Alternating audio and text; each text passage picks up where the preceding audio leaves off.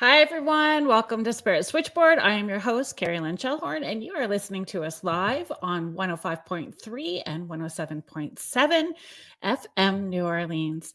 So I have a little bit of housekeeping.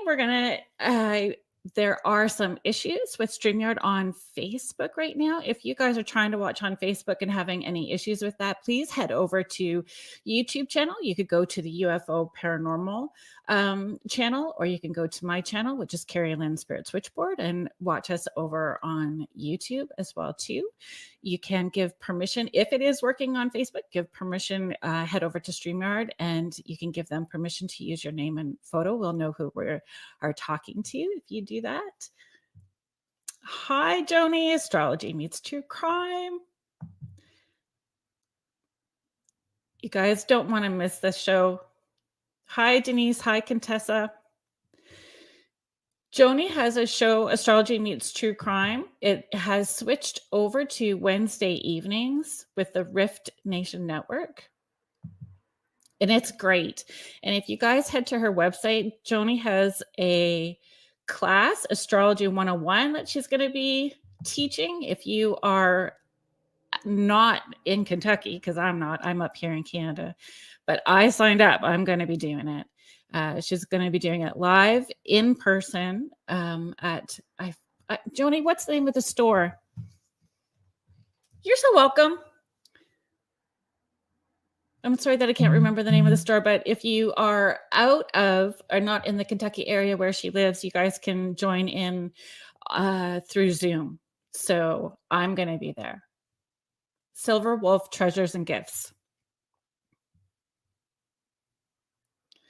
It'll be a good time. And Joni's podcast is amazing. If you like true crime and you like anything astrology, it's a great. May 11th from 3 to 5 is the Zoom class. Hi, Jackie. Hi, Kathy. Oh, good, Denise. Thank you for letting me know that it's on Facebook now. That's brilliant. Thanks so much. I'm going to bring on today's. Oh, okay.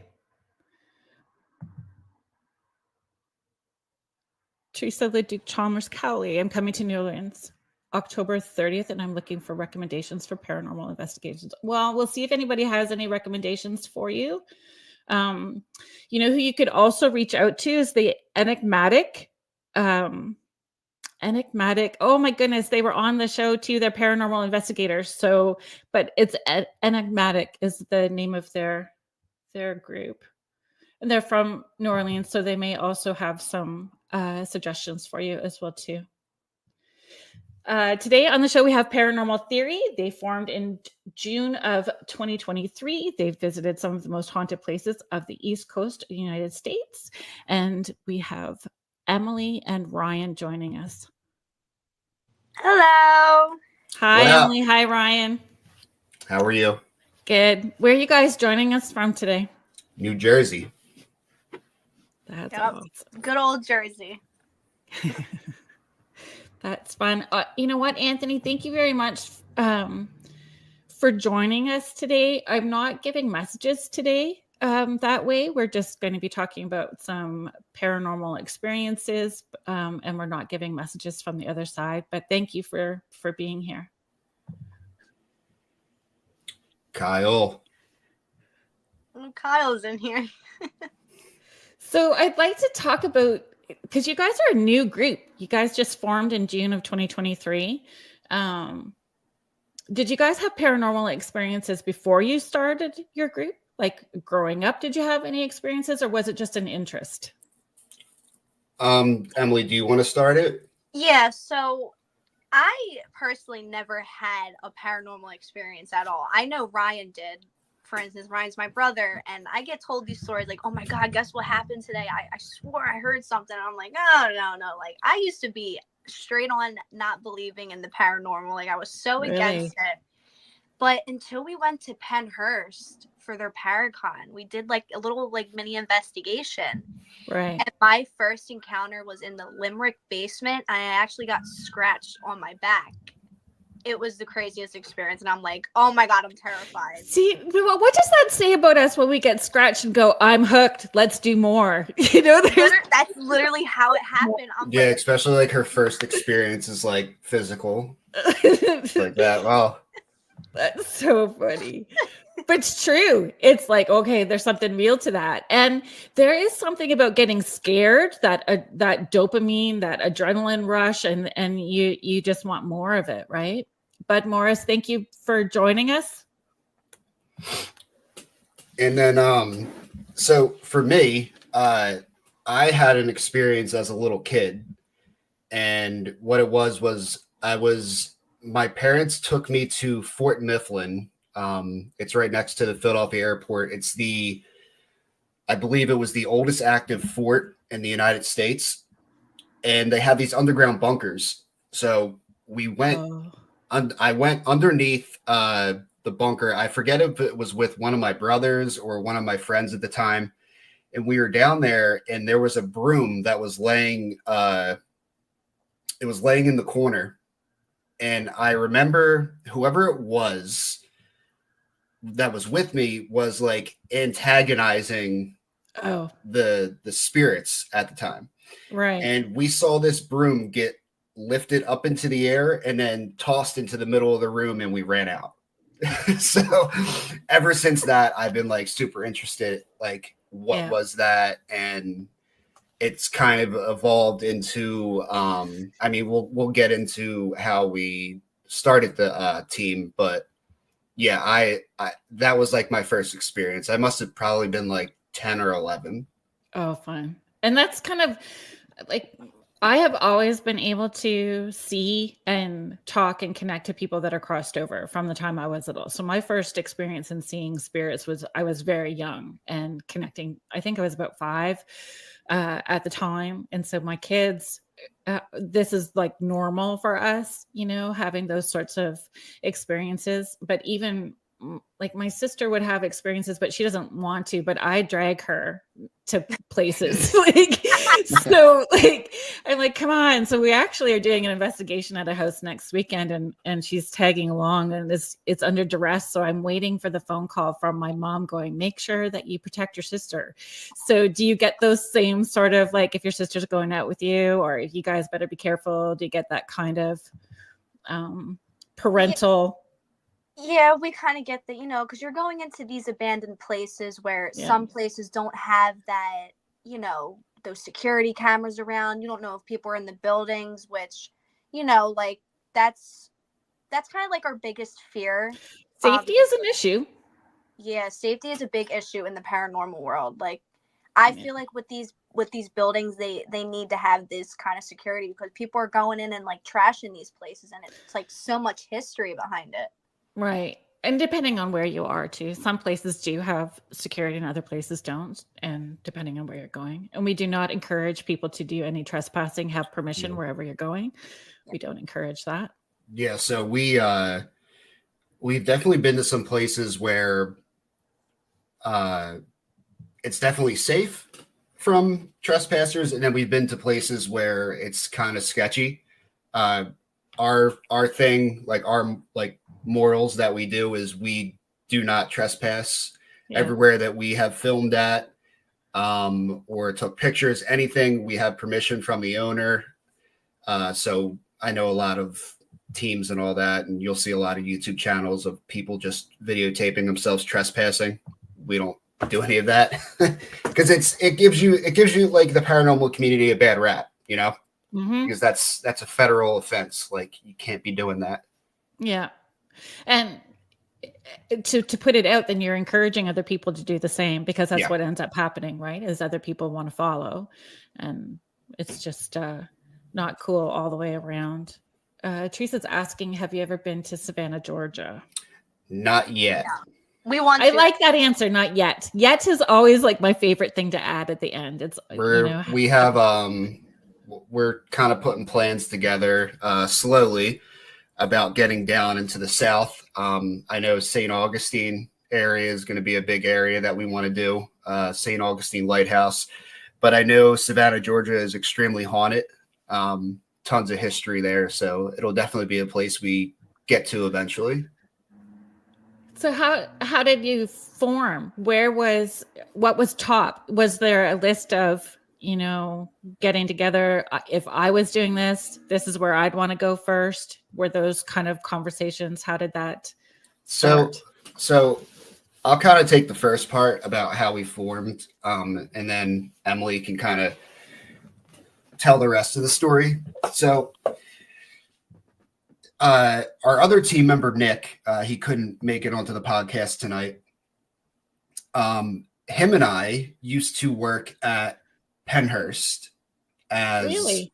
So he was working security at the time, and I was one of the haunted actors for their haunted attraction they do in October. Oh, fun. So we were doing that, and we always heard about people like they can come here and investigate these buildings. And I've had my own experiences at Pennhurst just working, not even like looking for the paranormal, just right. hanging out, getting ready for work, and then like things happen. So a couple of years like after that, Ryan? What's that? Like what kind of things?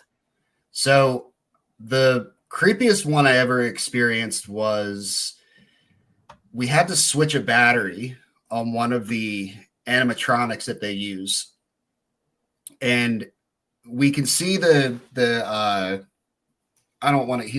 wasn't really like a janitor. He was like a machinist kind of guy who's in charge of all the things. And he goes down there and the animatronic goes off on him because it's censored. So you get close to it, it goes off, all that kind of thing. And he's like, I don't know why they want me to switch the battery. He's like, it works fine. And then we look back there and there's no battery. So there was like no power source. Right. It went off. I've seen shadow figures walk from one end of because I was down in the tunnels. So this place has tunnels that connect every building. Right. They're like pitch black too. You can't see your hand in front of your face. So you're kind of just walking straight with your hands out. And I would see these shadow figures that were the size of like little kids. And they would go from one side to the other and then just disappear into the wall. And like, you can't see your hand in front of your face, but if anyone's ever seen a shadow figure, they're like darker than dark. I was just going to say, like, it is unbelievable. And you don't forget it because it is darker than dark.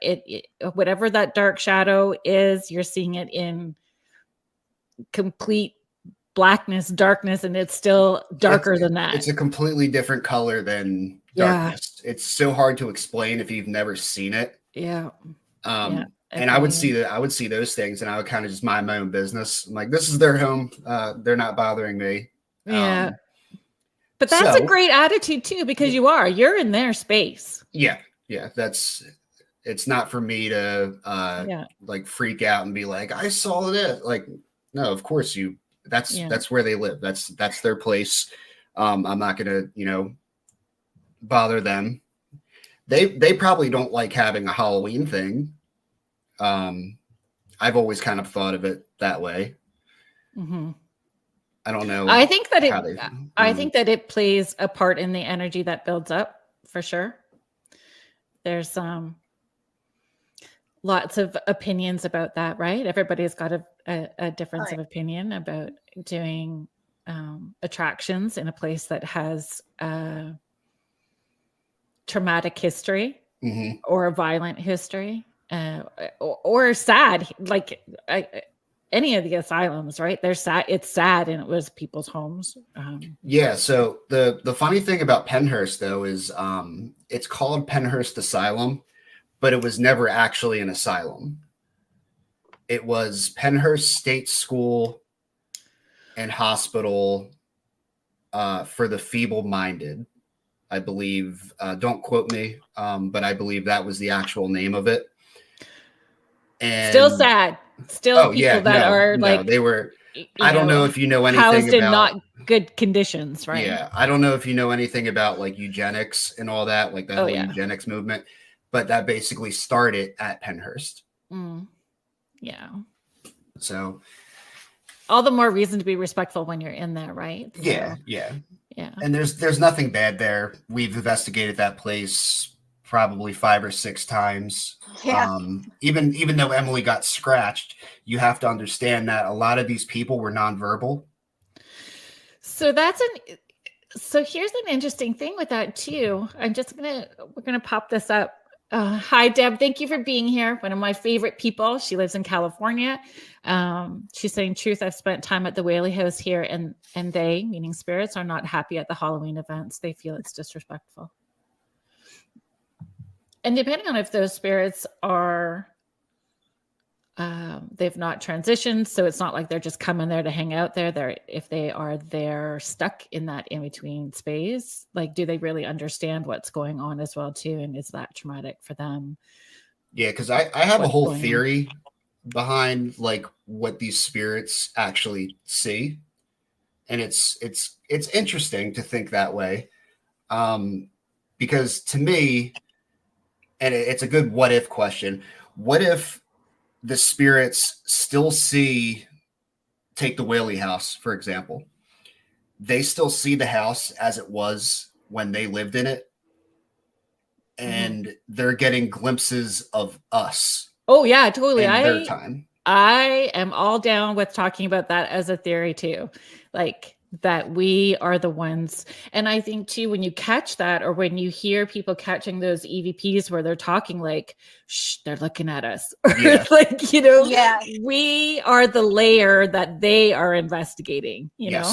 And I think it's super interesting, but yeah, I don't know. But it's great, to have those different, Deb's just saying exactly. Jackie White is actually asking, what does that word mean? Eugenics.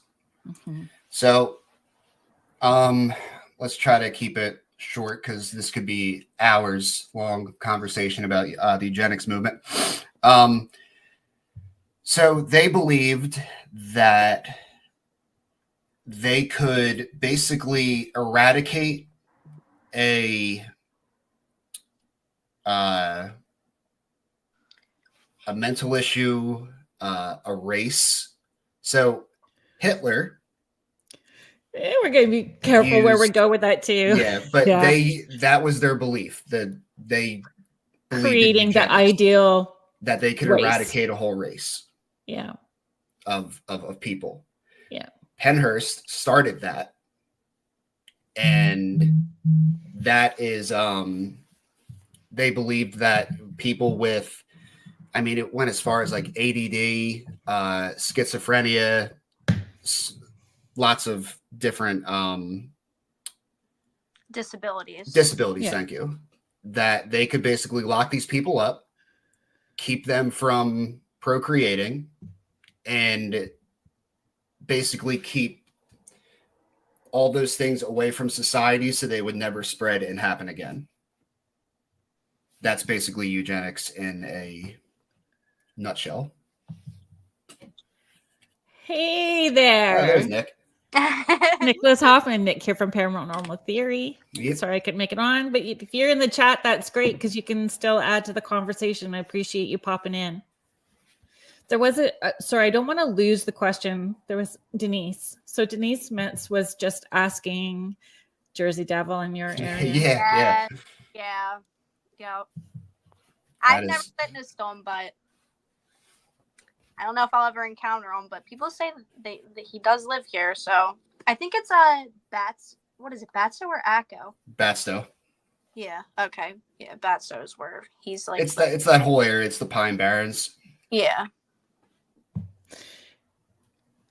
Do you find I don't know. Yeah, you know that you guys had 2 parts to that story. You were going to take care of part 1, and you wanted Emily to take over as far as the, sharing the story and how the group formed. But I wanted to ask, having worked there as an actor and then investigating there, do you feel that the spirits already knew you, so had some form and idea, so they would interact with you differently than a stranger going in? Yeah, so Pennhurst is one of those places that they absolutely remember you, and you gather rapport with them. I don't know what happened to Emily. She kind of disappeared. Well, hopefully yeah, we'll see if she pops back in. Thank you, Dawn. Thank you for being here. Cornwall, But yeah, there? as I was saying, Penhurst is definitely one of those places where you gather rapport with them, and they recognize you, and they will interact with you more than if you were a total stranger walking into there. So again, that that kind of adds to that theory of, are they there investigating you too? Like if they're asking. Yeah, it's like if we're the spirits to them. Yeah, we're in their space. It's like a weird time lapse thing. Nick is just saying they definitely do remember you. The one spirit remembered me from working there. Yeah, and it actually came through on our spirit box, and it said, he's like, do you remember me? And it came through and it said security. Oh. So it knew like even the uniform that he was wearing. Wow, I love that. So if we're running with that, Teresa's just saying we must freak them out. Yeah. But I think if personalities and qualities of a person stayed the same, then you would have people that are interested, people that are not interested, people who are leery and hang into the back until they see what you're all about. Observers, people that observe, see what your intention is like as well too. And naming the group, and because you originally had a different name, did you not? Yeah, so we were originally Operation Syndicate. And then switching over to Paranormal Theory. And if you don't want to go there, that's okay too. Like, was there a reason behind switching it to Paranormal Theory? Do you want to talk about that? Yeah, so 2 reasons. First reason was we believe that most of the evidence and ideas behind paranormal investigating is a theory. Yeah. Because it's all trial and error. There's no one who's really a complete 100% expert. And if they say that, they're lying to you. We have so many questions. Yeah. And I feel like we spend our time here on Earth, especially as investigators, learning what we can, knowing that we're never going to know 100% of it. Yeah, I agree with that wholeheartedly. And the second reason we changed it is because the YouTube algorithm. And put the word paranormal in there. Which is a thing. It's so true. Somebody told me if you write a book, if you using or a name of anything, if you have your name towards the top of the alphabet, then it's more acceptable. Like people find it easier. So I mean, all those things do matter. And coming up with names for stuff is hard. Deb is just saying some of the Whaley House spirits remembered me too in a kind way. They understand intent. I agree. Yep. They understand intent as well too. And then if they understand intent, whatever energy and intent you go in with, is that what you're going to receive back? So if you go in all angsty and combative or confrontational, you're setting the tone for what you may be receiving back. Yeah, and like if you go in there, like you're saying, confrontational, a lot of the times those spirits they'll just shut down. They're not going to talk to you.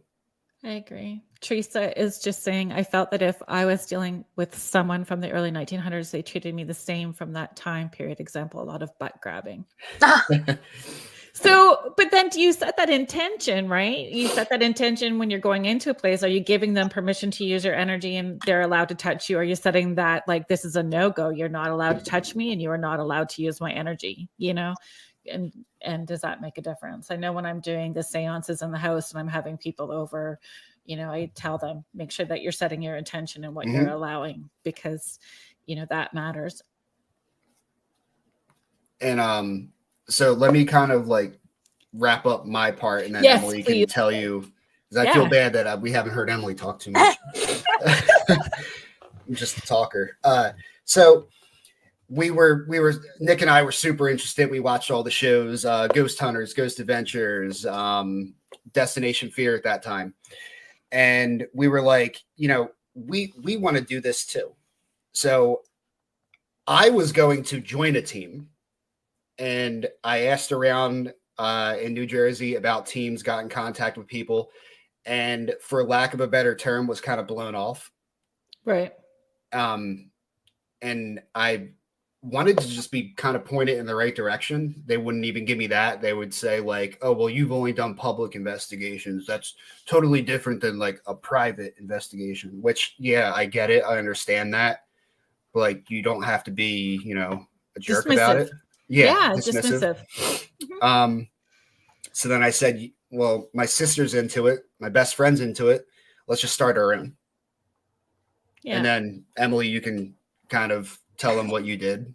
And then after we kind of brought up the idea, we kind of like round up like six people that were in our friend group, and I went on Amazon and bought like these little cheap cameras, and those cameras worked, but they definitely gave us a hard time because the audio would cut out randomly, and like it was just the fact that I think we bought like 4 cameras. Right. And it costed like $100 altogether. And we went to Penhurst for like a private investigation. Like we paid like, I don't even know how much a private investigation was. I think it was over like $1,000 for our overnight. And we're in there with like these $25 cameras, and we're acting like it was just a mess. But there's so much learning in that too, and learning that you don't always have to have the most expensive equipment to do an investigation. That those go old school with like compasses or dowsing rods, even. Yeah. Those things. And what kind of experience you're wanting to have and slowly build up. I think a lot of people start with K2 meters too, because it's on the lower end and a little more accessible. And Polaroid cameras, the different cameras you have, the better, right? And yeah. Anyway, sorry. Let's see. Thank you, Nick, for sticking in the chat and keeping adding to the conversation. Nick is saying Emily is the one who pushed us to be a team and got us moving. That's awesome. Yeah, the one who was not with the paranormal. I'm still scared till this day of it. I don't know what it is. But I think being scared and facing it, like scared and still doing it, is still showing respect, is still having a sense of wonder. And that's what I think. We always have to have a sense of wonder, Like we can't, think that we know it all. And I understand and appreciate, Ryan, like when you're saying there's, people that dismiss, and even if they were more transparent, if people would be more transparent, hey, look, we're an established team and we don't have the time or the energy to teach somebody new right now, then you could take that on the chin. Like that's at least something is respected, like respectable, and it's transparent. It may hurt, but at least it's honest. When someone's just rude, then it doesn't, I don't know. I get a bit of an FU attitude when stuff like that happens, and I'm like, I'll show you. I'm just going to go do it. That's what you did, right? That's basically what we did. Yeah. Yeah. I think the most difficult part when we were forming the team is definitely trying to work together. We did hit a couple bumps during that time, which, it happens. Some people just can't work together as others when we're trying to, grow a business, I guess, which you would call it. But it's I mean, even if you take the word business out and it's a team, you have to feel safe with the people that you are working with. You have to feel like everybody's got each other's back, and there has to be some kind of flow of energy that bounces back and forth where you work really well and understand each other, because sometimes you're communicating and not even talking out loud. You should be able to toss a look, or even by body language, somebody that's in that group understands that you're not in a good space and knows how to respond and support the other person in that, right? Yep. And we're not all good at everything. There's always going to be that tech person, someone that knows how to ask the questions right. Like everybody's got their own niche, and it needs to fit like a puzzle piece. Yeah. Yep. I agree. Emily's our ghost bait. Yeah. Oh, that's funny. You're the trigger object, being sticky. Yeah, because I show the most fear, and the spirits just see me as a light bulb at this point. So. Right. That's funny. So I just want to get through some of this. I'm really sorry. Thank you for being here though, and hanging out and watching and listening to the show. But we're not doing readings today. But thanks for being here. Teresa's just saying, I've wanted to form a team here in Ontario, Canada. Just finding one person to go with you. Yeah, it only takes one person. My best advice is just do it. Yep. Yeah. And Nick is saying he's the one that never reacts. Does everybody agree with that? Yes. I've seen him react to things. Wasn't really paranormal, but we didn't know at the time. Right. So basically, I always said if I saw Nick react to something big happened. Right. Because it's funny. It's like you have Emily who will react to pretty much any noise. I'm more of like I'll hear it, notice it, and then kind of try to figure out like, okay, what was that? That's kind of weird. And right. Nick is very like stoic in the way he carries himself. Right. And we were at Hillview Manor, and we had it was me, Nick, and Emily walking down this hallway, and Emily was in the front. I was in the middle, kind of next to Nick, and all I had for a light was a little IR camera. So I'm looking through a lens, screen that's like that big, and I could see Emily in front of me. And when she turns the corner, she screams and like drops to the floor. So I'm thinking like something standing there or whatever. So I like fall back into the wall, and Nick does the same thing. And Nick's like all tense up against the wall like that. And we're like, what, like, what's wrong? And it was a bat that flew at her.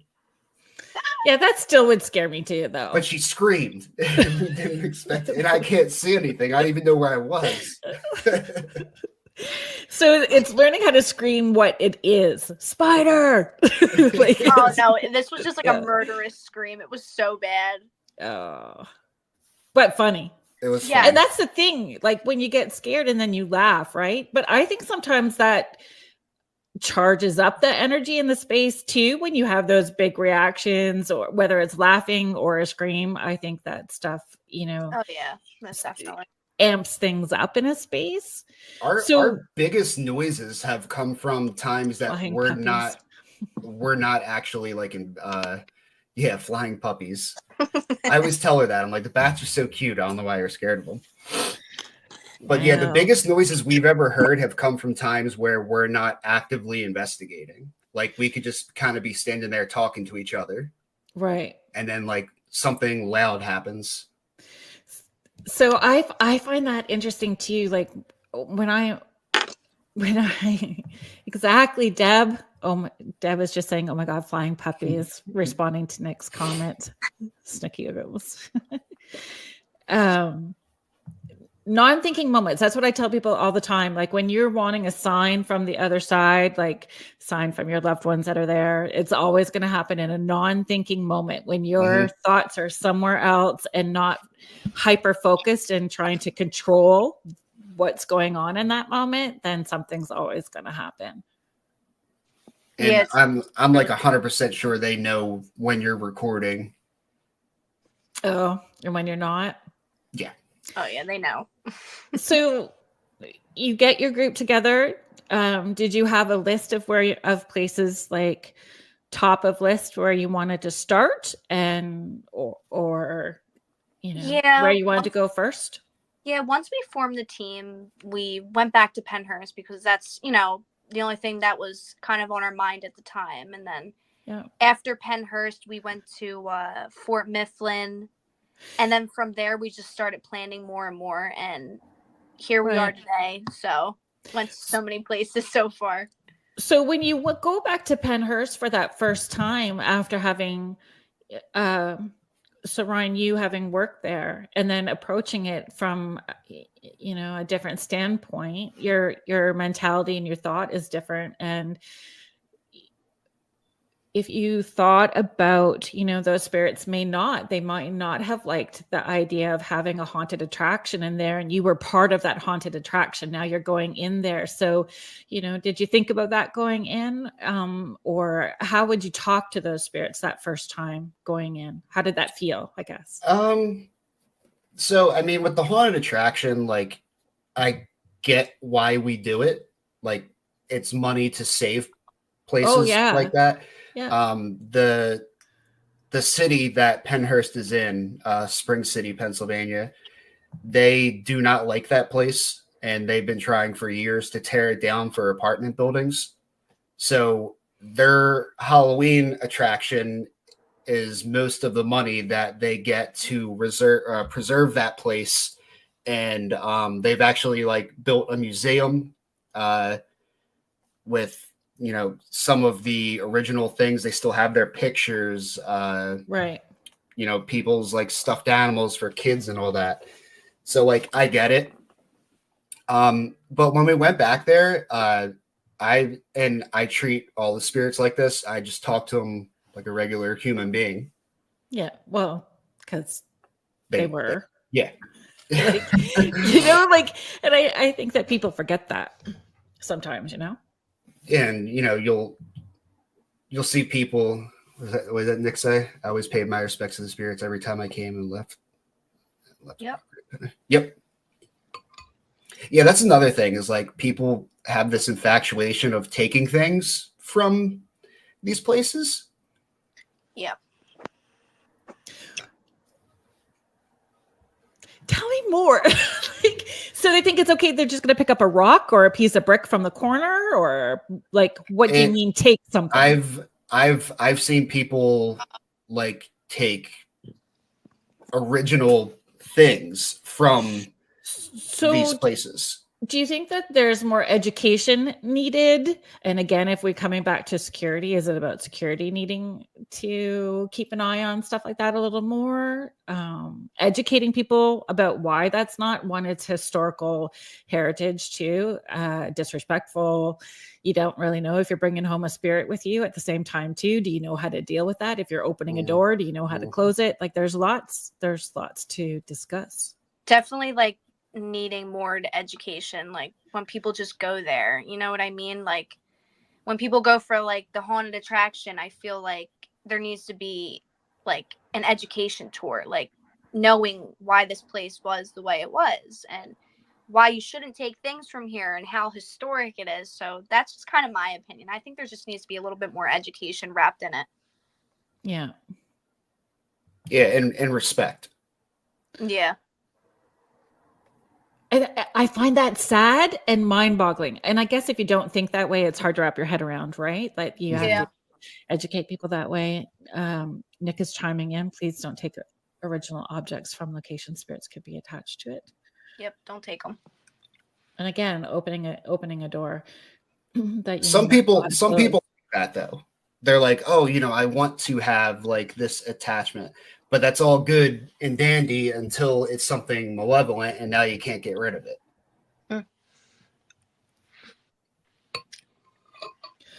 Can they create it to be benevolent too, right? Like if they're taking this spirit home, it may not start off benevolent, but then it doesn't understand where it's landed and is needing that attention and support or somebody to help it get back to where it needs to be. So, just like any other person. So, you take the wrong turn and now you're lost, and now you're getting irritated because you're lost.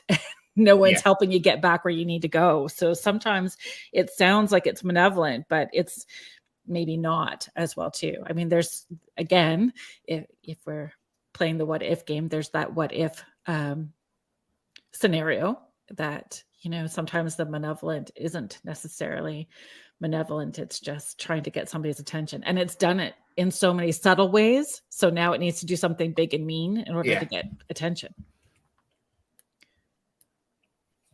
Like the little kid in the back of the car. Are we there yet? Are you paying attention to me now? How about now? How about now? How about now? Yeah, I was told that I have I went to see a medium, and I was told that I have a attachment, and he's from Pennhurst, and it's a little boy.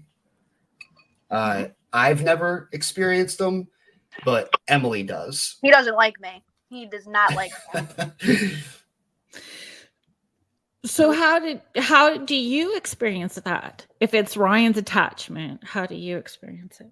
So sometimes Ryan goes away for his job because he works for the government, and he travels sometimes, and he has cats at home and a snake that I have to take care of when he's gone. And I go over there one time and I'm like, Ryan, why do you have a mirror facing your bed?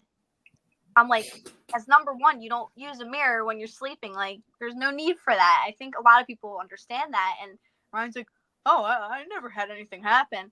I'm like, okay. So I just left it alone, and I slept over, and I woke up at 3 a.m. and I saw something standing in the corner, and I immediately screamed. It was like 4'8", and I immediately turned on the light. I screamed. I called my dad. I said, Dad, there's somebody in this apartment. He's like, no, there's not. No, there's not. Just put the light on. So I put the TV on 62, watching like a kid's show, and I kept the light on. And the next day, I threw a sheet over the mirror, and I turned it the other way. And ever since that, I will never sleep over ever again. Oh, that's interesting. But And didn't he open a door on you too? Yeah, that was actually a couple months ago. I went over just to feed his cats because I told myself I will not sleep over there again, and I didn't. I haven't. Sometimes if it's just there hanging out, you just give it the rules. We can coexist. Here's the rules. And Ryan does that for when he leaves. He's like, be nice to my sister. She's coming out, and she's gonna come help the cats and the snake. And I go over there, and I'm sitting on the couch just minding my business, and I hear the door creak open. It's like, Arr! And I'm like, that's the closet door. Why is it opening? So I immediately started crying. I called Nick. I'm like, Nick, there's somebody in here. He's like, what are you talking about? It was so bad. Oh. He never bothers. I think it's just... He never bothers me though. I've never had an experience here. So interesting. So you've not tried to figure out maybe what he's needing or what he's wanting? If he's I was told that he just likes to stick around here because he sees me as an older brother. Yeah. And that he's like super happy that that I went to the medium and they were able to tell me like what he is, and they say he bounces a ball and he likes to cause like mischief. Like he's a prankster. That's probably what he was doing. You stick some chocolate in the corner with here you go, we're gonna like bribe you a bit. No, Emily? But then it was interesting because I was told, and it makes sense, that he doesn't leave the apartment. He doesn't follow me. Yeah. So when I have to go over there and feed the cats, I walk in and I say, leave me alone. I don't want any issues with you. Just leave me alone. That still sounds like a sibling relationship. Like combative sibling relationship. So I'm sorry, Melissa. I know that you had asked up here. I'll just put it up. You had asked about Savannah, Georgia. And we had that question a little bit earlier too, so you might have not seen it. So I'll just put it up here because I see that Nick is responding to you as well too. Savannah, Georgia has a lot of activity. Have you been there? So you guys haven't been there as a group, correct? Not yet. Not yet was the response. And thanks, Nick, for responding to Melissa. He's just saying I visit there every year when I drive to Disney. I did a ghost hunt tour when I was there. Really interesting places in history. Melissa is just chiming in on that. So we have like a bucket list, right? Of haunted places that we want to film at. So we already did one of them, and that was Sweet Springs Sanatorium in West Virginia. Emily is in nursing school, so she wasn't able to make that investigation. So we are going to go back and do a round 2 at that place. Right. But in July, we have Trans-Allegheny Lunatic Asylum. Right. We're planning on the Conjuring House, Hinsdale House. Hinsdale House is something else too. You ever hear the Garnett House? Mm-mm. In Kansas? It's supposed to... So for everyone watching, we are very careful with the demon word. We use it very sparingly.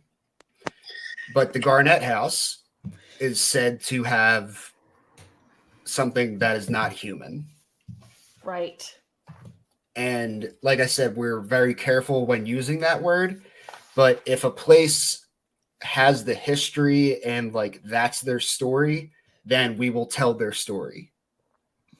But we don't just go to a place and then like a REM pod goes off and you're like, label the video like demon. No, we don't do all that. Yes. You're not looking for the clicks. No.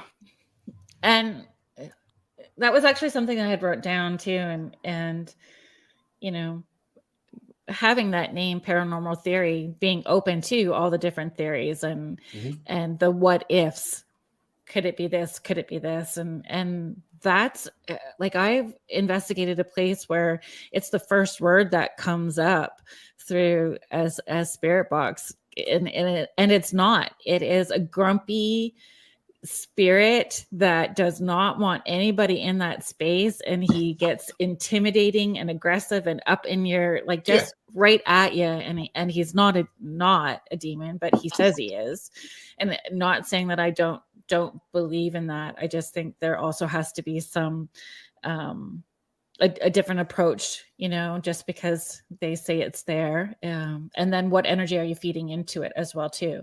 So if everyone going there is believing that that's what it is, and we're all are we creating that entity to be one because we're all putting our energy into it?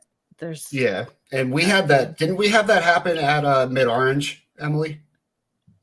Remember we were in that cottage and it said demon. Yeah. And Satan and all that. Yeah, that freaked me out. And then it threw a rock. Yeah. Like kind of at us. But like you said, it's not demonic. It's something that's trying to scare you. Yeah. Yeah. What, Garnett House? I'm going to look it up later. Yeah, it's in Kansas.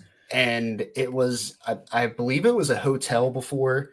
It was a bunch of things. But it's most well known for poltergeist activity. Like a lot of the dolls that they have get thrown onto the floor. They have an attic space where this thing is supposed to live. And there's tons of videos of just dolls being thrown from the top of the attic. Like, and you just see it like hit the floor. And dolls are creepy. It's like one of Nick's like favorite places. And he's been like begging me to go. And Emily was kind of like, I don't know. And I'm like, Nick, I'll go with you. Just let me know when we have to fly out there. But we want to do the Garnett House and the Sally House on the same trip because they're both in Kansas, pretty close to each other. Right. So those places. So those bucket lists. Yeah. And a personal favorite of mine, the Goldfield Hotel. I want to get out there. Right. And so there's tons what pulls you? Do you feel that places or locations can call to you? Do you think that those spirits, if we believe or are open to that idea that we're all interconnected, those spirits are all going to be all interconnected as well too? Can they be calling to you to get to those places? Absolutely. And I've been to places where I'll have like dreams after of like going back to that place, and we'll use that during our investigation, being like, why did you like show me this and all that. Pennhurst is one of those places that I like always think about. I don't know why. It may be because it got me into the paranormal, really. Right. Like that was kind of like our thing where we started. But if that little boy there's that little boy also contributing to, if there's a little boy in spirit that's connected to Pennhurst, is that part of what the dreams are about, or how that's coming up for you? Yeah, it could be. Yeah, that's interesting. Emily, do you have a place that you feel pulled to? Trans-Allegheny. It's weird. I always think about Trans-Allegheny Lunatic Asylum. That's why I was kind of begging Ryan. I'm like, Ryan, let's go. Like, let's get the show on the road. Like, right. I don't know what it is. I'm just very attracted to it. And Nick, and if you're still with us in the chat, is there a place that calls to you that you think about a lot or want to go back to, or haven't been yet but you want to get pulled to? Guarantee says Garnett House. He may not be here. I don't know, but yeah, and I find it super interesting because it's like you ever go into these places and have like a deja vu moment where it's kind of like, I feel like I've been here before. So not yet, but I know that I will, because I have a dream about one particular place and a well-known singer that shows up in that dream all the time, and I had no idea what it was even about. And then I started seeing stuff online and it started showing up all over the place. So I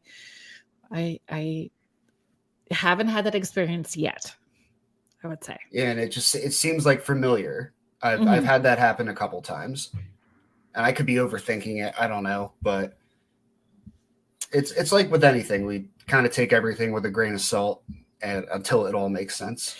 But if it's so, those deja vu moments, or you feel like you've already been there, if there's alternate realities, alternate dimensions, if it's a past life, reincarnation, if you've been there, there's so many what ifs to those, where you think that you've been there before. Michelle, I'm sorry, we're just going to get here for you. I'm an empath and have had multiple ghost encounters. It scares the crap out of me.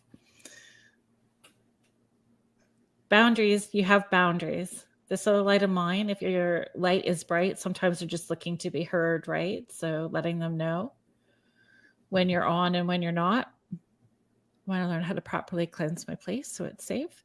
There's lots of different people that can.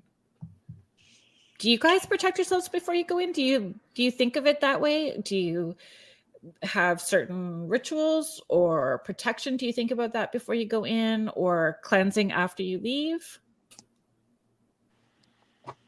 It's okay if you don't, because I don't necessarily, depending on the activity that happens in a place.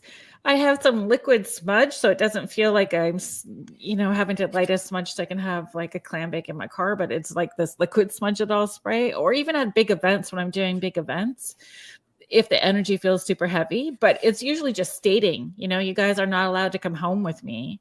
Yeah, that's what I normally do. Sometimes when I come home, if I just feel off, I'll spray my room with sage and spray myself with it. I have like a bottle of it. You'd spray it anywhere. So I sometimes will do that if I feel uneasy when I get home. And I'm going to kind of speak for Nick here, but I believe he has some type of jewelry that he wears for his protection. And I am very big on mindset, right? So I agree with you. I go into these places, and again, we're careful with the word, but say we went to a place that was demonic, all the way up to your regular run-of-the-mill haunts. And my mindset is, you can communicate with me, whatever you want to do. But at the end of the night, you're staying here and you're not coming with me because I said so. Right. And I believe if you're 100% believing what you're saying, then that's enough. But it's different for everybody. It's whatever makes you feel safe. Exactly. And I think it also, if you have what your background is, maybe cultural beliefs are, if you have a religious background, everybody is going to approach it differently and what feels comfortable for them. And there's no right or wrong, right? There really is no right or wrong. And I think that being open and fluid to changing, because when you start, especially if there's not been any guidance in teaching, because I didn't necessarily have that either, and I didn't have a lot of people that wanted me at the time, because I was a medium, and they didn't want that aspect as part of their team. They just wanted that scientific approach, and not knowing that it could benefit both ways, right? If I'm hearing something and you guys are asking questions totally left field that's not going to get you the responses, but I'm picking up on, the way to guide you to get there. It was just sad to me that somebody like me was left out. It's way different now than what it was, 16 years ago, but yeah. And we just worked on our investigation that will come out on our YouTube channel on Monday. We worked with a psychic medium, Bianca Rose, and it's super interesting the things that she was picking up on that she would just tell me, and then through the spirit box or our spirit talker, whatever that would come up, right. It would all correlate. And I love that when you have 2 or 3 pieces of information that's validating what the medium is getting as well too. It just, to me, it adds to the credibility, and it adds to the experience of it, right? Yeah, and she described, the weirdest thing was she described my grandma, and we have there's no pictures of her on the internet, because I know a lot of people can be like, well, she probably can look that up and all that kind of. There aren't pictures. And she told us things that she would have no business knowing about. That'll fly. So that was pretty cool. And that comes out Monday. You guys are Yep. You've done all your editing. You're going to upload it on Monday. I'm finishing it.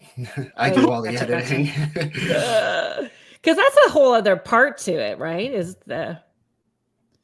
Michelle is just saying, I get deja vu a lot, and I constantly dream a lot almost every night.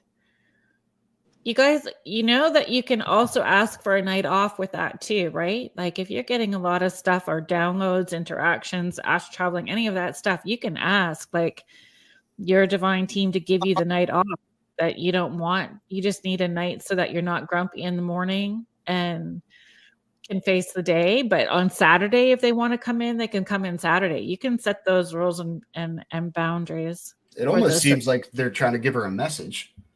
Yeah. For sure, give a message, but also, if she has this little light of mind and she's an empath, if she's not stating, this is too much for me, they think that what they're doing is okay and it's working. So they just keep doing it more. So you have to tell them this isn't working for me. Yep. Joanna's just saying, I have an Indigenous background. I have been a gateway at a very young age. What do you think you've learned? How have you grown as an investigator from the time you started to where you're at now? Definitely having a more open-minded to things. Going in open-minded. Going in open-minded? Yeah, because I used to, how I told you, I didn't really believe in the paranormal, but now I keep my mind open to this kind of stuff because I've had the experiences, and it's just cool to keep noticing it and taking it in and putting puzzle pieces together. I have such an open mind now about this stuff. Do you think, Emily, that you've grown more sensitive and more aware? Yes, a lot more sensitive. Yes. Because I think that happens for a lot of investigators. As time goes by, you become more sensitive and going, yep, this feels like there's something in the room, or I feel pulled in this direction. You start paying attention to it a little bit more. Yep. I truly believe it is a muscle, and you use it or you lose it. And the more that you use it, the more that you get. Yep. As far as spirits go. And you learned that you were an empath. Yeah. We you didn't know that. Yeah, I had no clue. I was in, what do they call it? An empath. And I was and then I started reading books about it, and I just became so much more sensitive to everything. You're in nursing. I know. So I'm just going to tell you, if Deb Morse is still here, you can chime in, because Deb's background is also nursing, also a medium, and then went in. She is also a lawyer as well too. So wow. Yeah, she got everything. She totally does. She is brilliant in every way. But a lot of any of the nurses that I've met are all empath in one way, and intuition plays a big part with your job, right? Yep. Do you guys have? So you know what? We're just going to do the station ID now because we're at the top of the hour. So I'm going to do the station ID, and we do have some video clips and some pictures. If you guys wanted to, we can do that after I do the station ID. That sounds good. Okay. Yeah. So if you guys are just joining us, thank you so much for being here. You are listening to Spirit Switchboard. I am your host, Kerrilynn Shellhorn, and you are listening to us live on the United Public Radio Network 105.3 and 107.7 FM in beautiful New Orleans.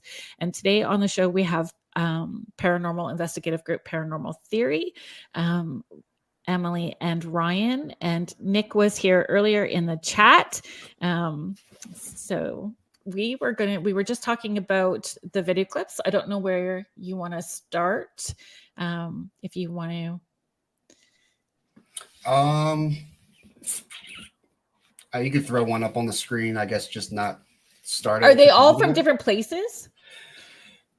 Two of them are from the same place. So why don't we start with the one, Ryan, where I have it labeled Ryan, so it's a picture of you explaining and leading up. So if I put that one up first, would that be all right? Yeah.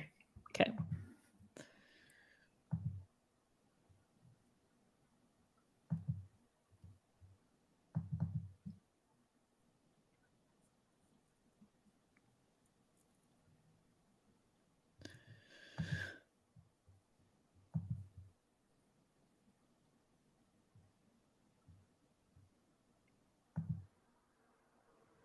There we go. Thanks for being patient, everybody. So you want me to give like a little background on it? Yeah. Can you set it up for us? Yeah. So we were the second team to have ever investigate this place. It is a farmhouse in Pennsylvania. We personally know the owner. The first team to investigate it was Katrina and Heather Taddy on their new YouTube. I think it's called Travel the Dead. And they were the first team to investigate it. And then a couple months later, we got invited to investigate this farmhouse. It dates all the way back into the 1700s. Wow. So God only knows how many families have lived there. But the owner, Bryn, has a horse stable. And inside the horse stable is a security camera that only goes off when it detects motion. So this video will be, and I believe we're the only people that have ever gotten this footage. So this might be like a premiere to the world right here, other than us. Really? Yeah. So that's congrats. Brilliant. Thank you for, letting us be a part of that. Yeah. And, but this was, so basically the camera went off and it started recording because it detected motion, and you're going to hear probably the loudest music you've ever heard. And the owner, who I know personally, like they're a family friend of ours, so there's no reason for her to ever lie to us about something like this. You're going to hear music, and it sounds like it's from like the 40s. So I listened to that, and I don't even know if that's the 40s. I think it's earlier than that. Yeah, I don't know. 1920s is where I thought, or I picked up. It's super creepy though. If you've ever seen like the movie Insidious, it reminds me of that. It is. This video gives me the chills. Okay, it's ready. Just investigated a haunted farm where we were the second team ever allowed to film there. Listen to this music that the homeowner caught on their security camera. No one was home, mind you.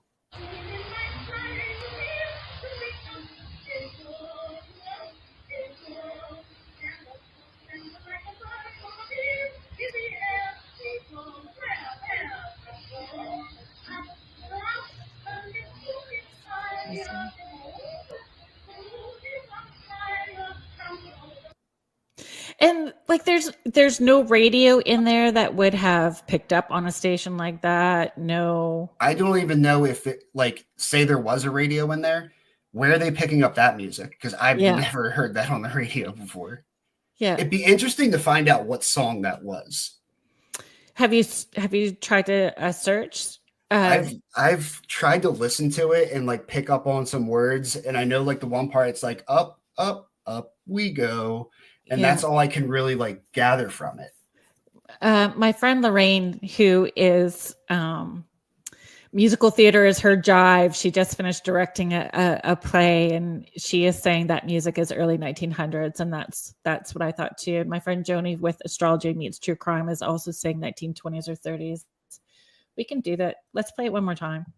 Yeah, we just investigated a haunted farm where we were the second team ever allowed to film there. Listen It's to this wild. music This that music's the homeowner crazy. caught on their By the way, I security hate camera. watching myself. No one was home, mind you.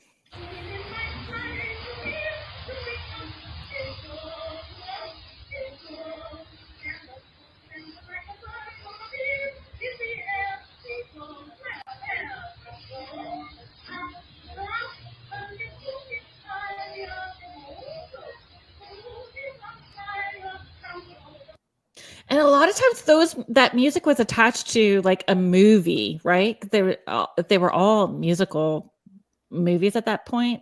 Yeah. I'm sorry, but if that ever came over my security cameras, I would burn my house down. But it's funny because the reports at this place, even before we investigated it, because I've kind of known about this place before it was on a TV show or on a YouTube show when Katrina and Heather were there. It was super residual. Like they would see the same figure in the same spot all the time. Noises that like upstairs. So when she's feeding her horses in there, she's heard her name being called, which would show intelligence. Yeah. And she would turn around thinking like someone's there, and like no one's there.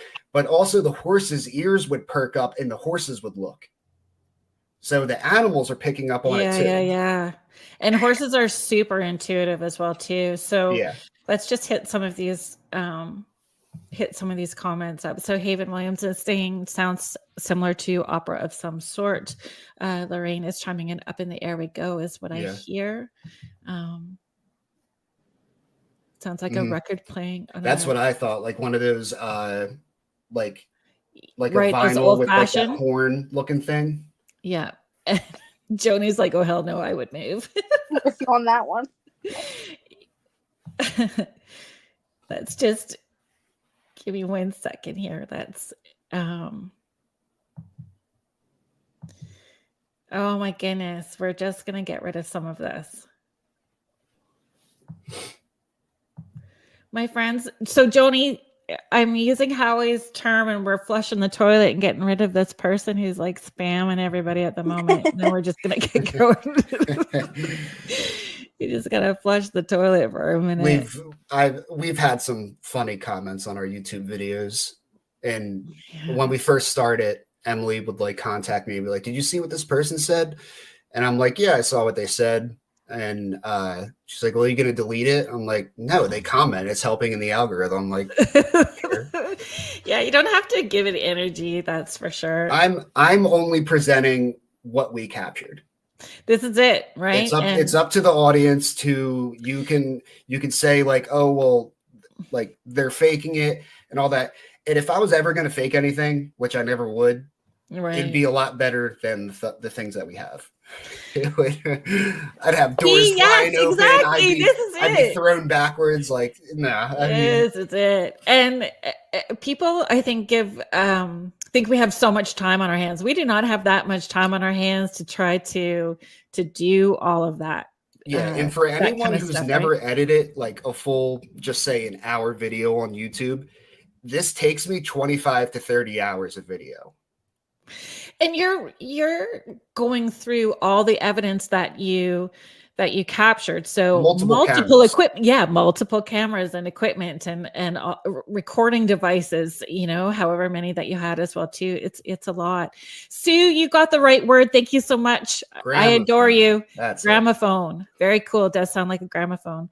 Thank you, Joni. I'm glad that you're here. My detective person friend. I really hope he finds out the song. I would love to know the song that was being played. It even like has the tone of it coming from the gramophone. You know what I mean? Yeah. Yeah. Like you can hear like the crackling. And we were there. They don't have like a thing, like a gramophone just sitting in the horse barn. Oh, I'm really sorry, Lorraine. I'm just seeing it. Do they know the history of the farm? She's just asking. Yeah, so like I said, it dates back to the 1700s. They're not sure of every single family that has lived there. There has been one case of a person, we're on the radio, so unaliving themselves. Right. Um, Thank you for knowing how that's how we need to do that. yeah, well, YouTube's the same way. You can't say that word. Yeah. Then there was the horse barn used to be, I believe, a like butcher shop at one time.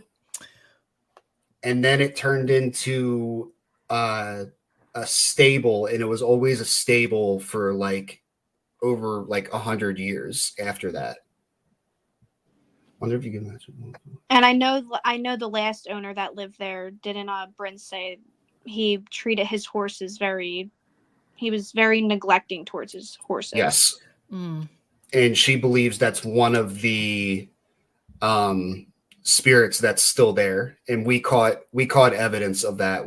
Emily did, she got put under for an Estes method, and it was coming through, I think it said like horses, and then Bryn's the owner. Bryn was saying like, yeah, I know, like you weren't like nice to the horses and all that kind of stuff. Right. So I thought it was just weird that we got the word horses through there. Lorraine is saying Sweeney Todd. If you don't know Sweeney Todd, you can check it out later, but I don't think the music is Sweeney Todd, but you're going to scare Emily when she figures out what Sweeney Todd's all about, and she's not going to want to go back to the barn. Please don't scare me right now. Yeah, for sure. And I believe I sent you a picture that was captured from that farm.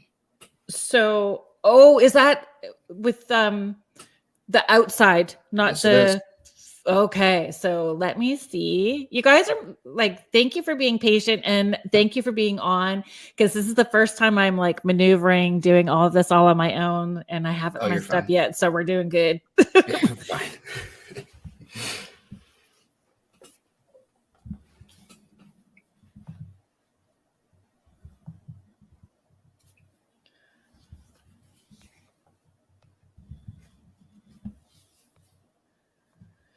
Because I was, yeah.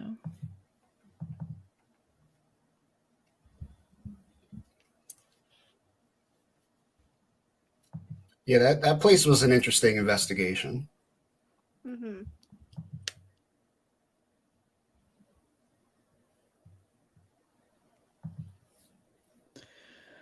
Let's see if we can.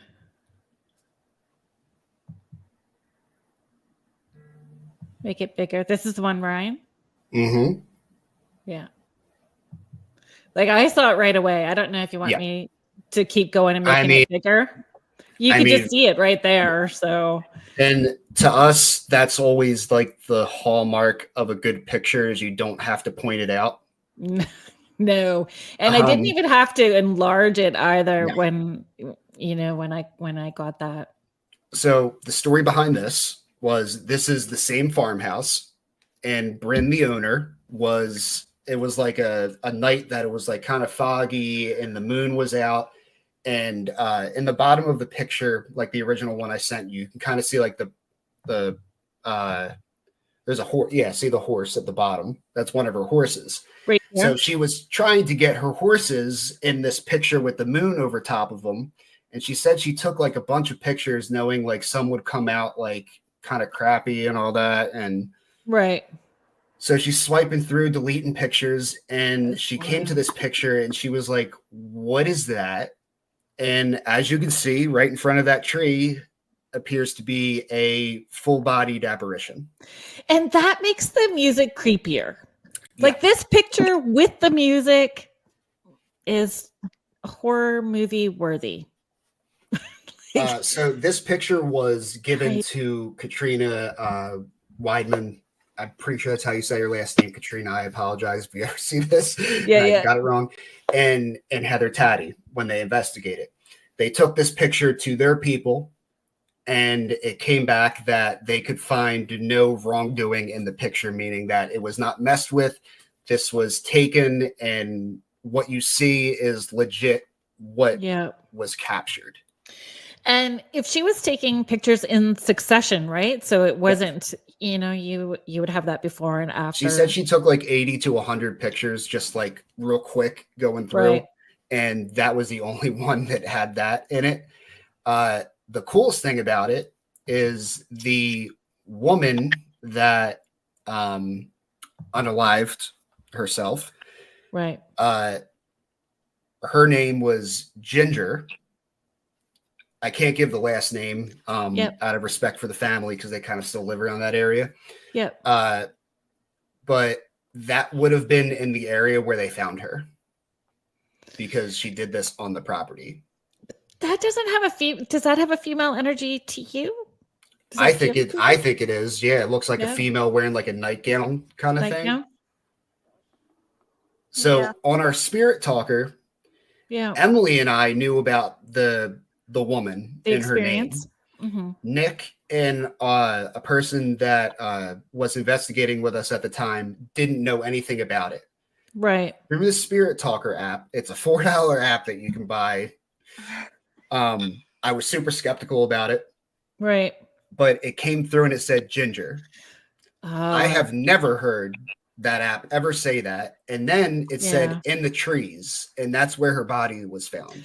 They knew nothing about it. So when they got it, they were kind of like, that's weird. And then they told me, later on, and I'm like, hold on, wait, what did it say? Yeah. And I told them about the story. When it all combines together, right? Yeah. Like when you have multiple equipment picking up. And especially, so is that something as a team, does one person know maybe the history going in and not everybody? Does everybody know the history? Do you research before a little bit? Do you find out after? How does that process work for you?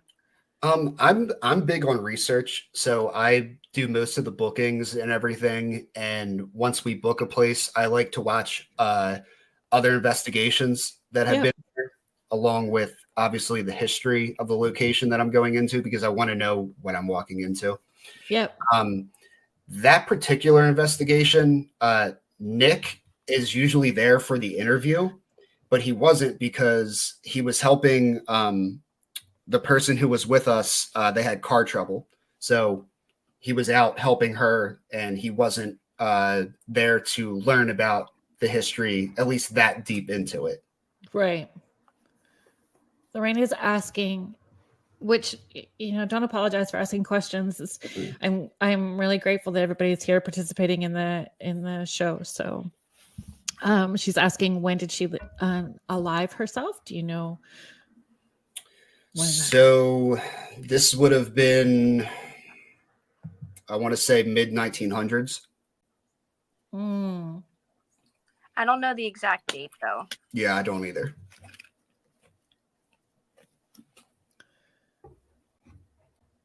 Yeah, everybody saw it just right away. Yeah, and I mean, like I said, we take pictures, and the only time we would ever bring pictures up front as evidence is if we captured a picture to where you can see it right away. Because, you could take a picture and your mind is going to try to make faces out of it. There's a word for that. I forget the word. Yes. It's going to make it look familiar. And that's just the human instinct, right? And we can do it with audio as well too. Yeah. So, sometimes you need that second opinion to really make sure. And a lot of times when it's coming through, it's so loud, there's no denying what that is. It's not, you don't have to strain to get it. Melissa, can you tell me what that link is?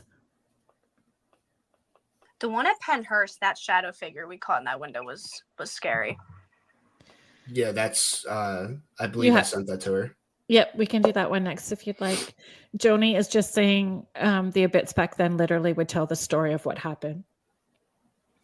So the death of the girl was kind of hidden.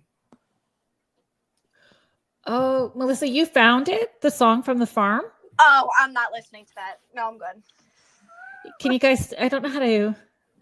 We're just going to, what does that have? Oh, okay. So I starred that. I don't know if you guys can. Yeah, I see that. I don't want to Go click on it back 'cause I in. don't know if it's going to kick me out. You are a rock star, Melissa. I don't even know how she. I didn't even know how she found it. You are part of the team. Yeah, you're We need to hired. get you co-hosting. You're hired. I can't listen to that song because then I'll start hearing it when I'm doing random stuff, and I'm gonna start singing it. People are gonna get creeped out.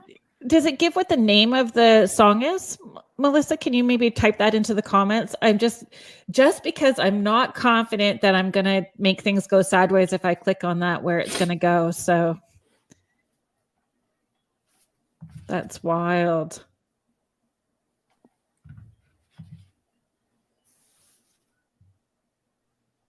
Yeah, I would like to know the name of the song and when it's from. Because maybe that song will explain a lot of the history, possibly. Come, Josephine. That just sounds like an old title of a song. That just sounds horrible. It sounds scary.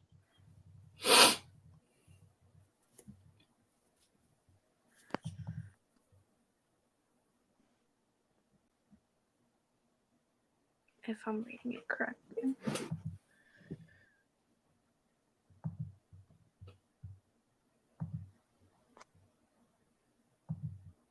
Sorry, we'll just get this other photo lined up for you. Come, Okay. Josephine in my flying machine. 1910. Oh my god. 1910? Blanche Ring, 1910. We're all going to be looking it up after. Yeah. But I guess that kind of takes away, like. Can you, Joni? That would be pretty cool too. So Joni does forensic astrology. So she takes those traumatic events and she looks up the events through the astrological lens. She said, if you get a date, I can always do an astrology event chart. It will tell you something if you can get the date. You guys will have to hook up with Joni because she'll be able to help fill in some of the gaps of information. Haven is saying if you look up Blanche Ring, she's in a white dress as well too in the photos online. You're going to tell Bryn this. Yeah. So this is at Penhurst. Do you want me to bring that up a little bit more? I mean, I can see it. I don't know. Yeah. Story from this one was, I believe, our second time investigating Penhurst. And usually when we're there, we'll take pictures and video for B-roll. Right. And the teammate at the time, the original picture was a picture of the whole building. Took a picture of the whole building, walked off, did whatever for more B-roll and all that. When we were going through the pictures in the editing process, he was like, wait, what is that? And we zoomed in and this is what we saw. Wow, eh? And to me, that looks like a man. Yeah. That is just staring at us. But it's super weird because it's like almost like half of his face isn't there, or it's darker than the rest. It's shadowed on that one side for sure. So we also went back to this same location, took a picture in the same type of weather, same hour in the day, and all that, to make sure it wasn't the sun reflecting off of something, kind of giving a figure. And when we took that picture, there's nothing there. It just looks like an ordinary window. Right. So we tried to debunk it. Yeah. And that's always good. One of my best friends, we do this thing called we call it the Pioneer Cemetery Crawl through the summer. So we investigate the Pioneer cemeteries, and she caught this photo, and I call it a hellhound. I don't know what else it was, but and she did the same thing. Like, we went back same time of day the next day. She took a picture. There's like no shadow, no nothing. And it looks like a hellhound. That's what it looks like. We caught something. Yeah. And I mean, these pictures, like we took this picture. That is the only time we've ever captured something like that.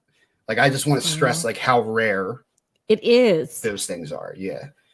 Yeah. And I don't think people necessarily realize either. You do an overnight. If you do an overnight, you may get 2 or 3 pieces of something that's really good. And there's still hours of time where nothing is happening. Yeah. You are doing a coffee run, a snack break, got to go to the bathroom, keep awake. Like, there's lots that's, there's a lot to it where nothing's going on too. Video, for Sweet Springs Sanatorium that comes out Monday on our YouTube channel. That video, I want to use the right word for it. You're going to see what an investigation, like a true investigation, looks like. Because did we capture evidence? Yeah, it's really cool evidence, but it was also a slower night. Right. And that's what happens in real investigations. Like, it's not exactly. Yeah. And it's hit and miss in planning. So we're trying this theory, we're trying this approach, and this isn't working. Do we need to change our approach? Do we need to readjust or realign? Or wait it out. Maybe it's just going to be one of those nights where they're not wanting to. Yeah. There's one place that I used to go to frequently, and you would just know, okay, it's a hide and seek night tonight. And, and that's exactly what would happen. There'd be nothing. And you'd hear a noise at the opposite end. We'd go down to the opposite end, nothing. And then the noise is back over here on the other side. So it's like, they're just toying with you. Right. Yeah. And, they're not there for your entertainment. Right. No. So I think a lot of people, if they're going to get started into paranormal investigating, they have to just, I guess, kind of set your expectations.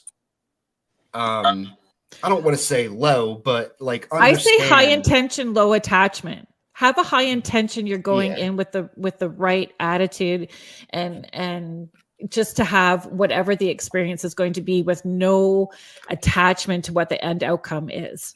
Yeah. Yeah. It's the best way to do it. Because like I said, we've experienced like our craziest things when we're not really paying attention.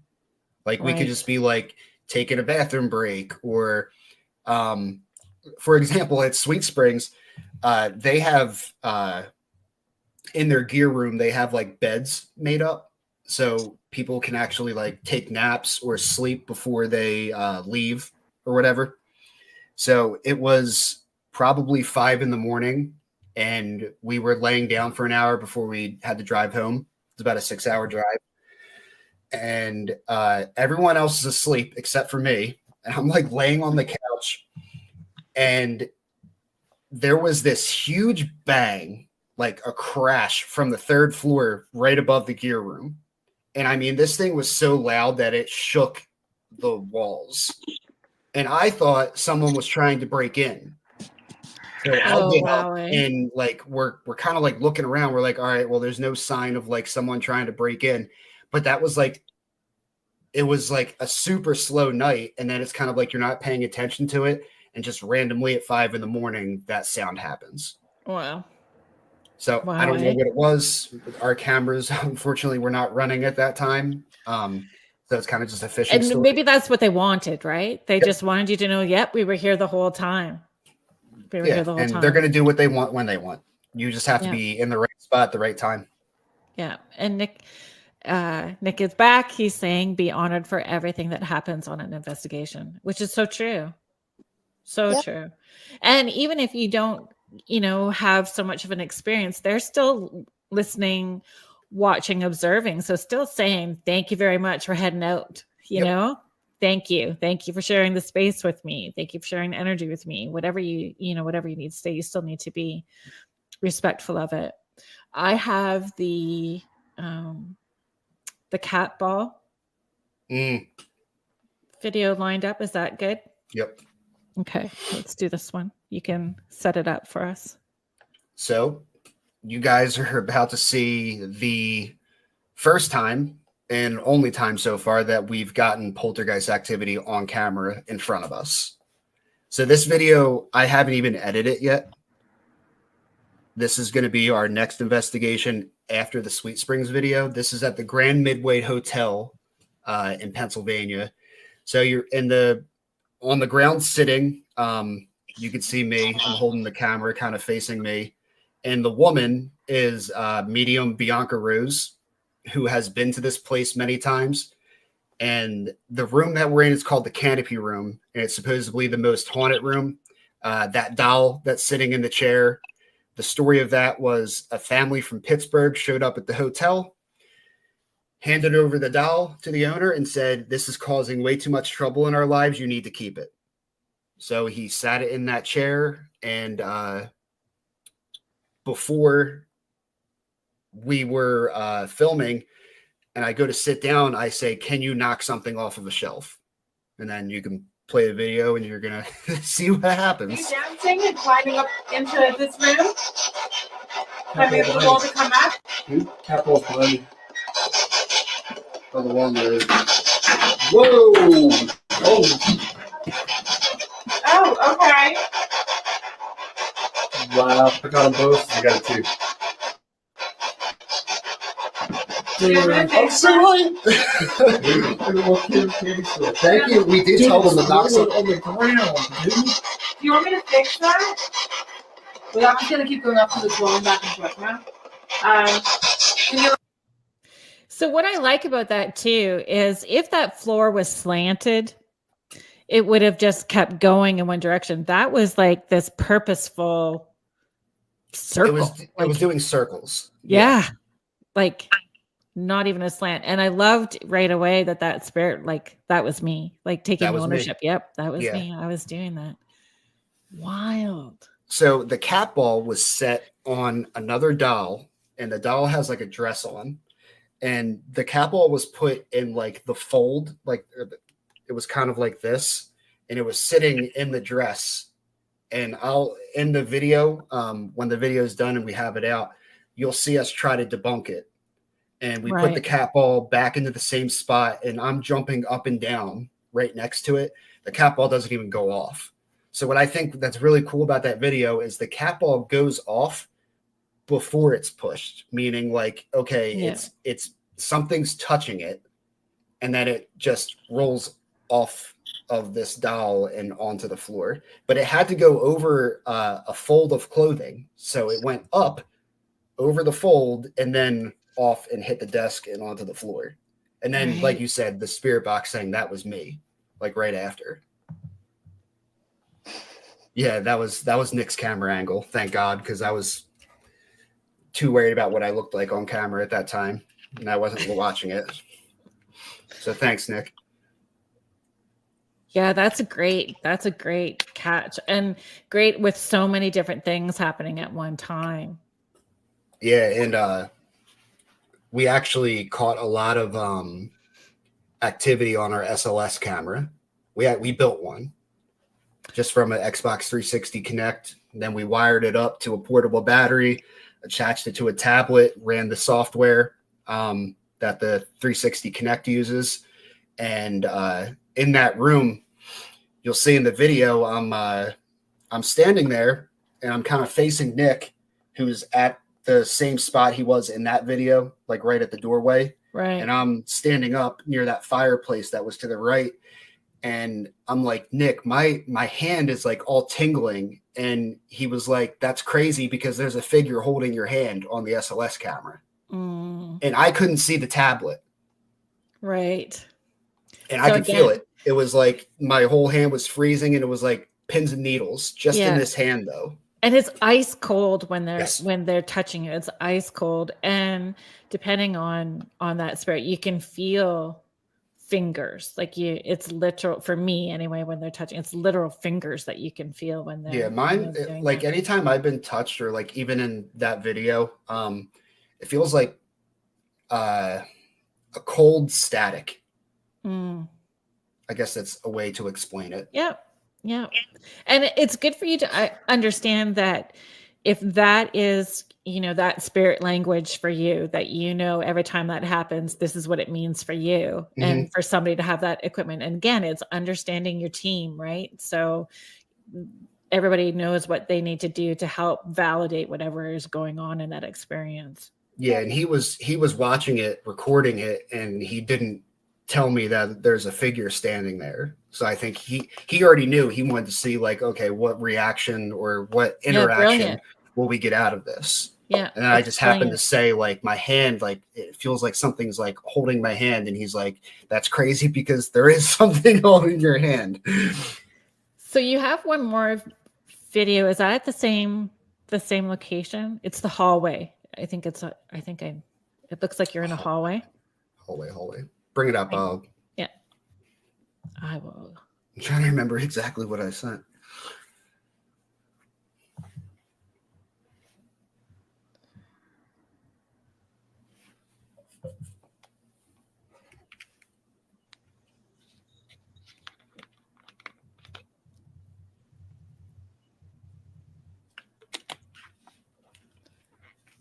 Sorry.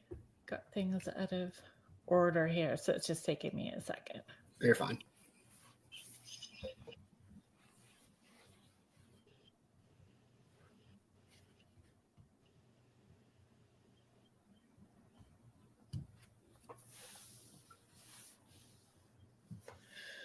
There's a faster way of doing this. I don't think there is. So I'm going to ask a question while I'm like scrolling through all this stuff again. Sure. So if you made that equipment, have you noticed if there's anything that influences it? Yeah. So coat racks will pick up the shape of a human. A chair. Sometimes a chair will do it. Not really. Not so much a chair. Light posts. Like not like a light post, but like a lamp, like a tall lamp. So anything that's kind of like skinny and tall can pick up a, I guess you would call it a false positive. So would anything electric? So nothing electric, right? So it's just the shape. So it won't get affected by anything. It's just, how it would pick up the furniture or the room, how the room is set up, that kind of stuff. Yeah. So the Kinect throws out like thousands and thousands of infrared dots. We obviously can't see that with our eyes. So this was at Old Hospital on College Hill. And there's going to be a very loud disembodied voice that we hear with our ears, which again is pretty rare. Usually when we get them, I won't notice we have it until I go back in the footage. Right. And so that's something else too to talk about. You may feel like you've done a whole night where nothing has happened, and then you start doing your review and all kinds of stuff shows up. Yeah. EVPs this place was exactly like that. We thought we didn't catch that much, but if like you go watch our video, there's tons of stuff in it. Well, that's probably you dropping it. But I didn't. No, it was on when he picked it up. I saw it. I'm telling you, I'm hearing like Punch. right there. Punch. Right there. Punch. Right there. Punch. Right there. That's crazy. Yeah, and we were hearing that with our own ears.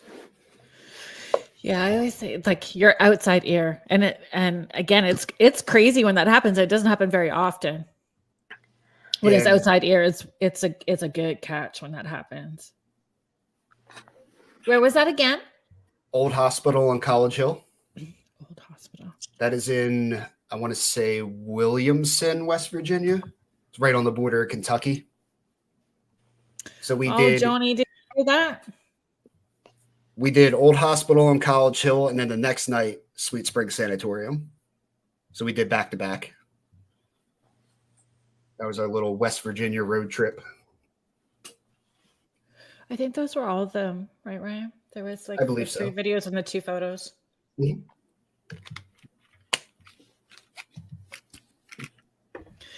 Yeah, yeah. Joni's from Kentucky, so Okay. I know Waverly's out there, Waverly Hill Sanatorium. That's another place we're going to get to eventually.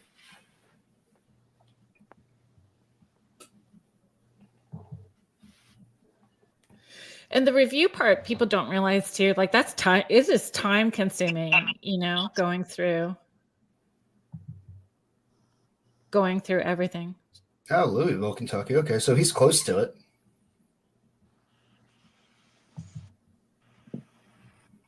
Yeah, I mean, we at that time we had 4 cameras. So the way we kind of do our videos is in a vlog style, I guess you could say. Right. And we're all kind of shooting each other. So I have to go through and match up all the audio to the video. And then kind of like I could be talking, so the camera will be facing me or the shot will be facing me. And then Emily will come in and say something. So I have to switch it at the right time to be looking at her and take my audio from that. So I think that's the most pain in the butt thing is the audio. And then, so do you like your time stamping at the same time? Do you time stamp when you're doing that? I go off of like I'll search for a certain point in the video of a specific word or sound. And that's when I know to switch it and how I know they're lined up. So I'll have them on top of each other, lined up in my software. And I'll be able to kind of make a cut and then disable one video and go to the next video, which is like underneath of it or on top of it. Depends on how many cameras are in that scene. And then using the equipment, it's a lot of trial and error and really getting to know it and understand it and how it's going to work best too, right? Like taking the time to really understand it. And so I mean, I think that's like a cool discussion because the best tools, and I know this sounds like kind of lame, but the best tools are us. Agreed, like 100%. Your own body, your eyes, your ears, your like feeling your vibe. The hair on your arm standing straight up. Yeah, I mean, I feeling remember nauseous. Yep. Sometimes you get into one room and you just suddenly feel sick to your stomach or your head hurts, get dizzy. That's what happens to me. I get the dizziness. It seems like when there's like a real active room or something had like something traumatic that energy is holding to a room, I usually get lightheaded and dizzy. And I think too that people forget, if we're talking about equipment, a notebook and a pen. Emily does that. Emily writes down stuff. Yeah. But it's important, names, dates, because like take Old Hospital in College Hill, for example, right? It's a hospital. How many people have went through that hospital, passed away at that hospital? You could be getting names and you just think like, oh, that's weird. Like the obelisk is just saying a name or something. But then we've had times where we've lined up like at the Old Hospital, we got 2 names and then we got what sounded like a last name. So I did research and found out that the names that we got in the last name, it was a husband and wife, both passed away in West Virginia in that area. I love that when that happens. It was just super crazy. Weird. Yeah, that's awesome. And you really feel like you've accomplished something too when you're able to, catch that and then do the research and pull it all together, right? To tell that whole story. Yeah. Nick is just saying, I get the fight or flight sense. He's very good at picking up on things. And again, I think it's a muscle. The more that you do, you use it, right? You use it or lose it. And it gets stronger every time you go and the more you do. So those people who, may not or have felt included in groups and want to start, how would you encourage them? What would you encourage them to do first steps, equipment to start with or try? So Get the basics, just the K2 meter and cat balls and a camera. That's all you got to start out with. That's all it is. even the iPhone camera, right? Yeah. Like Yeah. it's good enough. And like what Emily said, K2 cat balls, you can get a K2 and like, I don't know, like 15, 20 cat balls for probably a total of like $30. Yeah. Thank you, Amazon. Yeah. You don't have to like go out and buy, like we have like the coffin looking music box. We have an Ovilus. We built, the SLS camera. I built I have it right here sitting next to me. One of those like spirit portals. Look at you.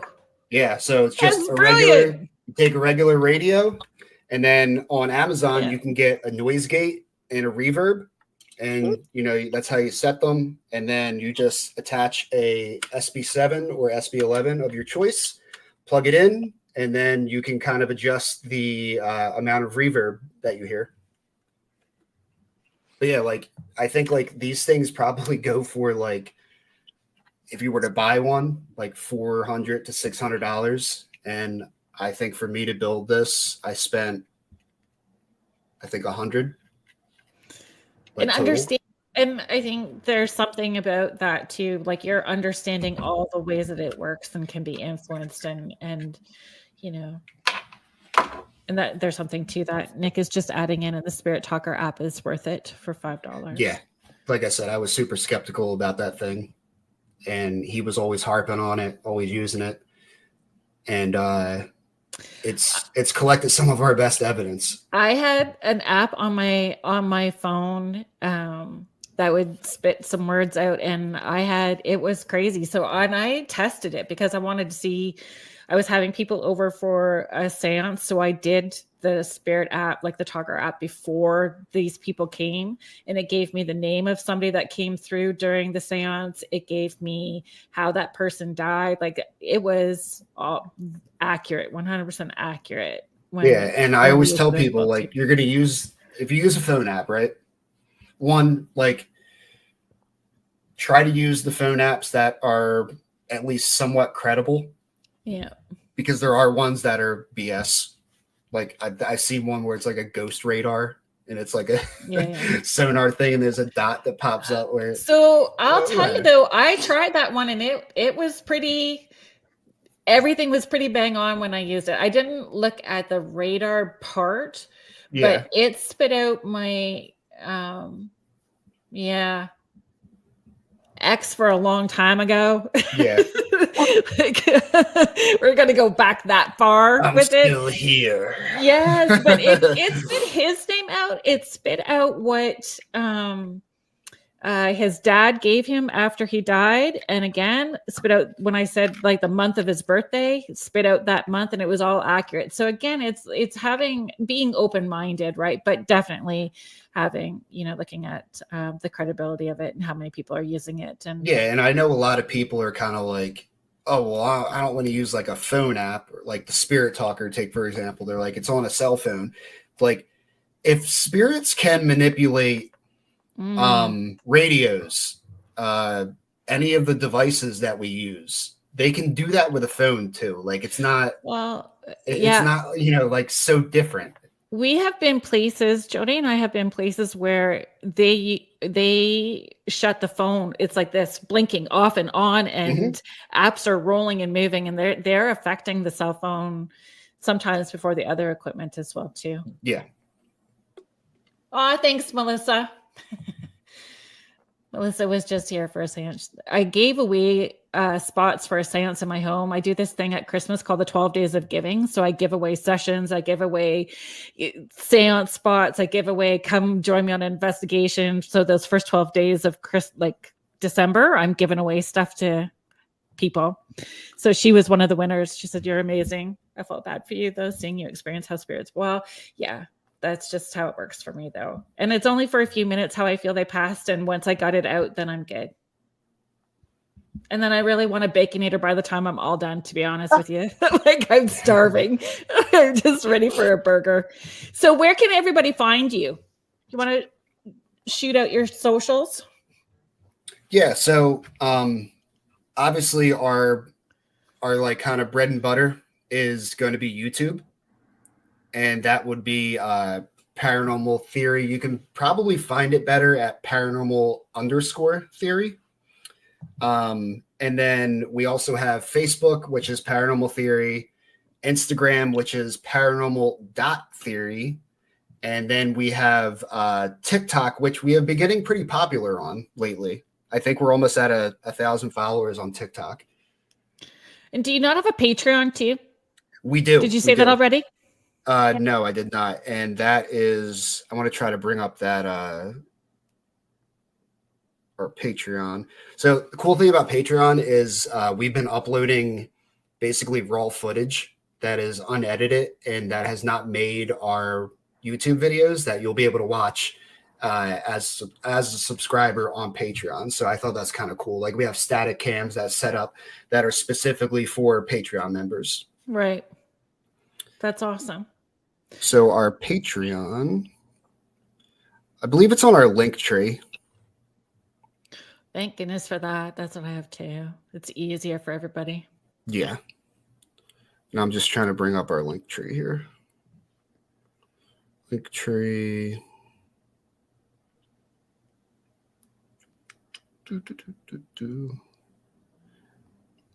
Thanks, Emily, for joining in tonight. Thank you. This was great. And I have that starred. So if you go back in on the comments with the YouTube link. Yeah, so our Patreon is going to be, you could probably just search it as Paranormal Theory 263. I believe that's what it would come up as. And I know that I have it in the show description. So if you do look at, on Psychic Medium Kerrilynn Shellhorn Facebook page, I have all of your social links on there as well too in the show description, and you can also find that on the UFO Paranormal YouTube and Facebook page as well too.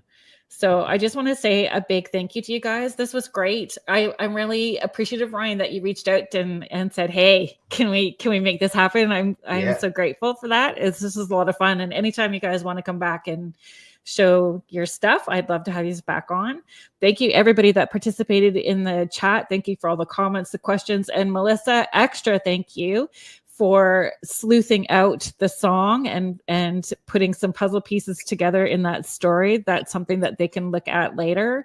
Thank you, Joni, for offering as well too to do some astrology with that case as well too, to fit another puzzle piece in. So I really appreciate everybody being here. Thank you so much to the UFO Paranormal Radio Network and the United Public Radio Network, 105.3 and 107.7 out of New Orleans. If you stay on with UPRN, the Church of Mavis is coming up next with Jeffrey Pritchett. And on next week's show, we have our wonderful network owner, Joe Montaldo, coming on. And we will be talking about all things UFO, alien species, indigo children. We will be talking about all of that next week. So I hope you guys join me again next week. Thanks for being here, everybody. See you next Friday.